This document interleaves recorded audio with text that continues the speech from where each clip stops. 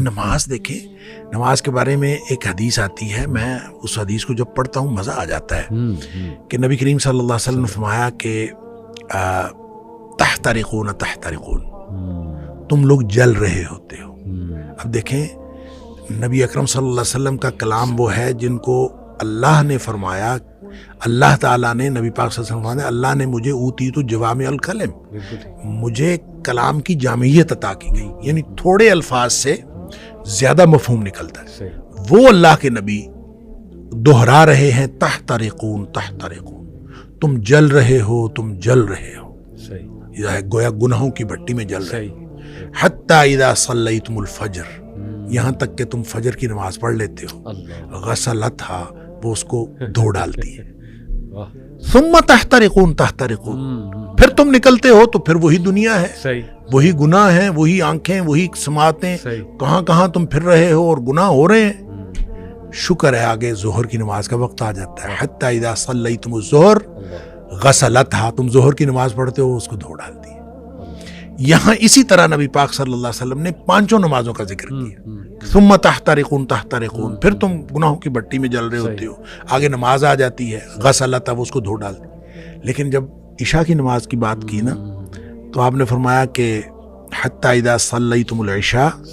غسلتھا، وہ اس کو دھو ڈالتی ہے۔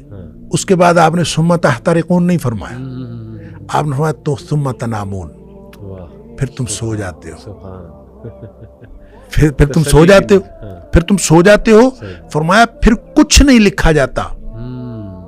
یعنی پھر گویا وہ جو تحترقون ہو رہا تھا، گناہ ہو رہے تھے، وہ گناہ ختم ہو گئے۔ سوئے ہوئے کے آدمی کا تو کچھ نہیں لکھا جاتا۔ ویسے بھی نبی پاک صلی اللہ علیہ وسلم فرمایا رفع الاقلام عن ثلاث، تین قسم کے لوگوں سے قلم اٹھا لیا جاتا ہے، تو سوئے ہوئے سے قلم اٹھا لیا جاتا، تمہارے اوپر کچھ نہیں لکھا جاتا حتی تستيقظوا، جب تک تم جاگ نہ جاؤ اس وقت تک کچھ نہیں لکھا جاتا۔ اچھا، اس کا مطلب یہ ہے کہ جو نہیں سویا عشاء کے بعد تو وہ تو تحترقون تحترقون ہو رہا ہے نا۔ تو یہاں سے ایک بات، ایک مسئلہ نکلتا ہے کہ ہم جو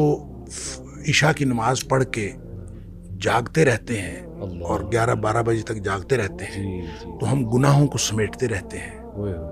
اور غسلتھا کیے بغیر سو جاتے ہیں۔ یہ اتنا بڑا رسک لیتے ہیں ہم۔ اس لیے نبی پاک صلی اللہ علیہ وسلم نے حضرت ابو ہریرہ رضی اللہ تعالیٰ عنہ کو فرمایا تھا کہ ابو ہریرہ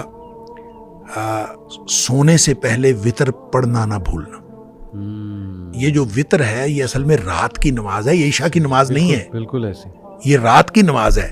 تو جس شخص نے تو عشاء کے بعد فوراً سونا ہے وہ تو عشاء کے ساتھ پڑھ لے کہ اس نے سونا ہے اس کے بعد، تو جس نے نہیں سونا، رات 11-12 بجے تک جاگنا ہے، تو وہ پھر وتر نہ پڑھے، تاکہ وہ اپنے سونے سے پہلے وتر پڑھے، وہ جو جتنا کچھ تحترقون ہوا ہو اس کو غسلتھا کر دے اور پھر آدمی سو جائے۔ کیا بات! تو یہ پیوریفیکیشن کا نظام ہے، ایک تطہیر کا عمل ہے، اور یہ اللہ تعالیٰ نے سسٹم بنا دیا ہے، اور اسی سسٹم کے تحت ہے کہ بڑے گناہوں سے تم بچ جاؤ، چھوٹے اللہ تعالیٰ ویسے معاف کر دے۔